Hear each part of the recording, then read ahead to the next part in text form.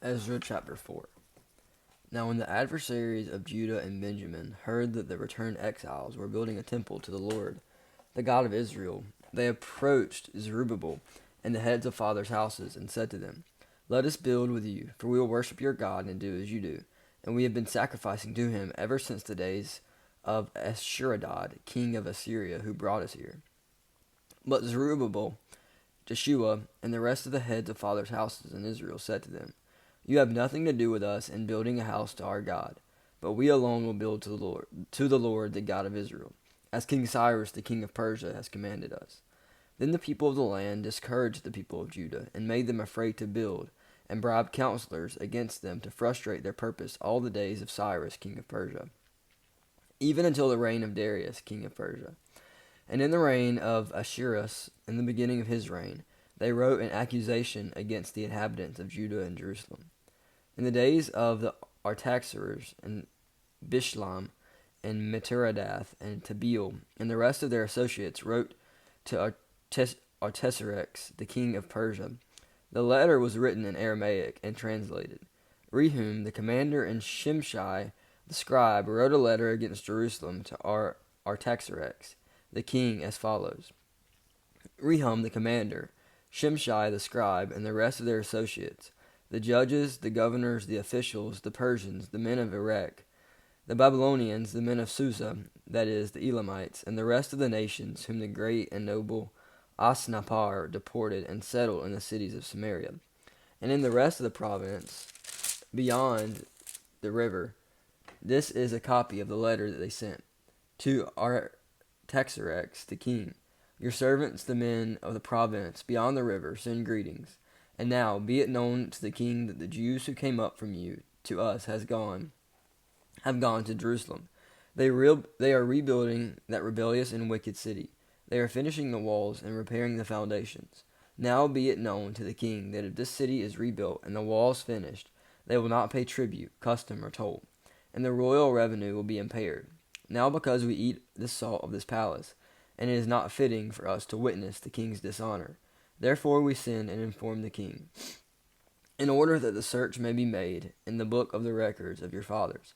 You will find in the book of the records and learn that this city is a rebellious city, hurtful to kings and provinces, and that sedition was stirred up in it from of old. That was why this city was laid waste. We make known to the king that if this city is rebuilt and its walls finished, you will then have no possession in the province beyond the river. The king sent an answer to Rehum, the commander, and Shimshai, the scribe, and the rest of their associates who live in Samaria, and in the rest of the province beyond the river, greeting. And now, the letter you have sent to us has been plainly read before me, and I made a decree, and search has been made, and it has been found that this city, from of old, has risen against kings, and that rebellion and sedition have been made in it. And mighty kings have been over Jerusalem, who ruled over the whole province beyond the river, to whom the tribute, custom, and toll were paid. Therefore make a decree that these men be made to cease, and that this city be not rebuilt, until a decree is made by me.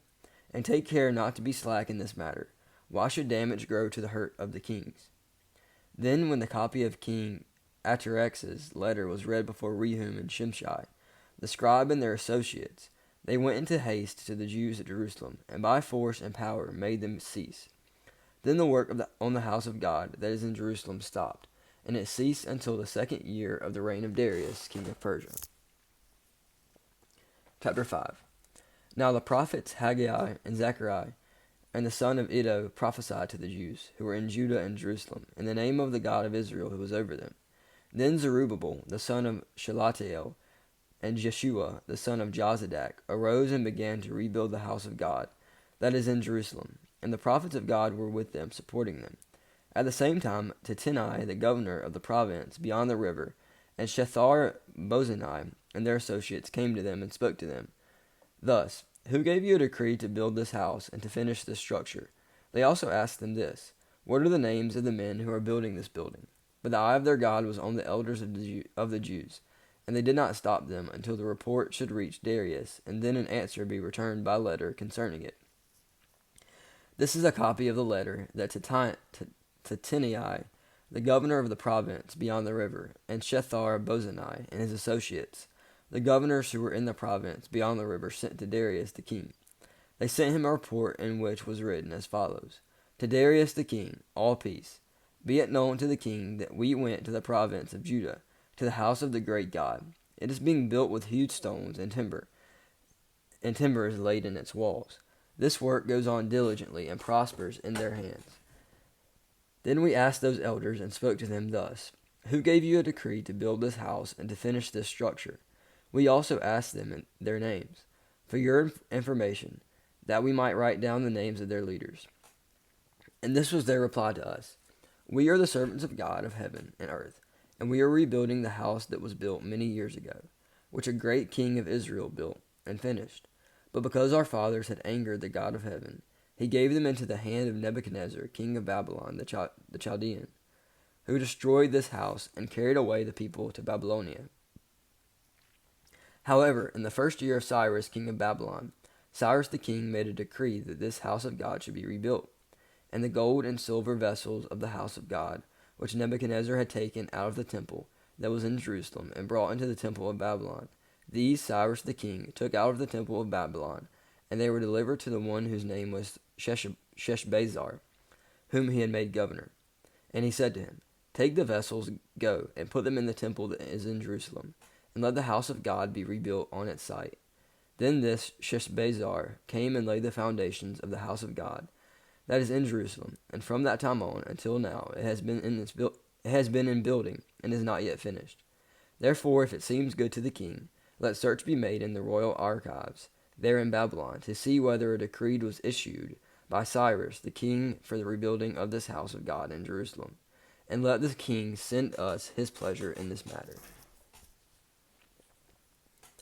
Then Darius the king made a decree, and search was made in Babylonia, in the house of the archives where the documents were stored, and in Ecbanta the citadel that is in the province of Media. A scroll was found on which this was written, a record. In the first year of Cyrus the king issued a decree concerning the house of God at Jerusalem. Let the house be rebuilt, the place where sacrifices were offered, and let its foundations be retained. Its height shall be 60 cubits, and its breadth 60 cubits, with 3 layers of great stones, and 1 layer of timber. Let the cost be paid from the royal treasury, and also let the gold and silver vessels of the house of God, which Nebuchadnezzar took out of the temple that is in Jerusalem, and brought to Babylon, be restored, and brought back to the temple that is in Jerusalem, each to its place. You shall put them in the house of God. Now therefore, Tattenai, governor of the province beyond the river, Shethar-bozenai, and your associates, the governors, who are in the province beyond the river, keep away. Let the work on this house of God alone. Let the governors of the Jews and the elders of the Jews rebuild this house of God on its site. Moreover, I make a decree regarding what you shall do for these elders of the Jews for the rebuilding of this house of God. The cost is to be paid to these men in full, without delay, from the royal revenue, the tribute of the province from beyond the river, and whatever is needed, bulls, rams, or sheep, for burnt offerings to the God of heaven, wheat, salt, wine, or oil, as the priests at the Jerusalem require. Let that be given to them day by day without fail, that they may offer pleasing sacrifices to the God of heaven, and pray for the life of the king and his sons.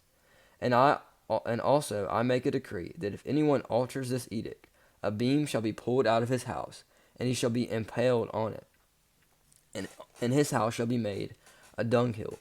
May the God who has caused his name to dwell there overthrow any king or people who shall put out a hand to alter this, or to destroy this house of God that is in Jerusalem. I, Darius, make a decree. Let it be done with all diligence. Then, according to the word sent by Darius the king, Tattenai, the governor of the province beyond the river, Shethar-bozenai, and their associates did with all diligence what Darius the king had ordered.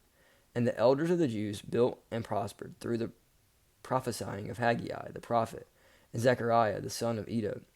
They finished their building by decree of the God of Israel, and by decree of Cyrus and Darius and Artaxerxes, king of Persia. And this house was finished on the 3rd day of the month of Adar, in the 6th year of the reign of Darius the king. And the people of Israel, the priests and the Levites, and the rest of the returned exiles celebrated the dedication of this house of God with joy. They offered at the dedication of this house of God 100 bulls, 200 rams, 400 lambs, and as a sin offering for all Israel, 12 male goats, according to the number of tribes of Israel. And they set the priests in their divisions, and the Levites in their divisions, for the service of God at Jerusalem, as it is written in the book of Moses. On the 14th day of the first month, the returned exiles kept the Passover, for the priests and the Levites had purified themselves together. All of them were clean. So they slaughtered the Passover lamb for all the returned exiles, for their fellow priests, and for themselves. It was eaten by the people of Israel who had returned from exile, and also by everyone who had joined them and separated himself from the uncleanliness of the people of the land to worship the Lord, the God of Israel. And they kept the feast of unleavened bread 7 days with joy, for the Lord had made them joyful, and had turned their heart of the king of Assyria to them, so that he aided them in the work of the house of God, the God of Israel.